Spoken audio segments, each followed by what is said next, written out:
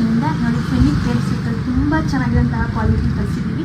ನೀವೇ ನೋಡ್ತಾ ಇದ್ದೀವಿ 2D ಕಲರಲ್ಲಿ ತುಂಬ ಕಲರ್ಸ್ ಇದ್ದಾವೆ, ತೋರಿಸ್ತಾ ಬರ್ತೀನಿ ನೋಡಿ. ಬ್ಲೂಗೆ ರಾಮ ಗ್ರೀನ್,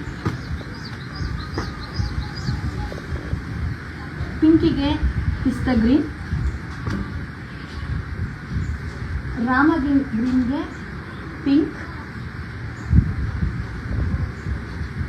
ಬಾಟಲ್ ಗ್ರೀನ್ಗೆ ಪಿಂಕ್,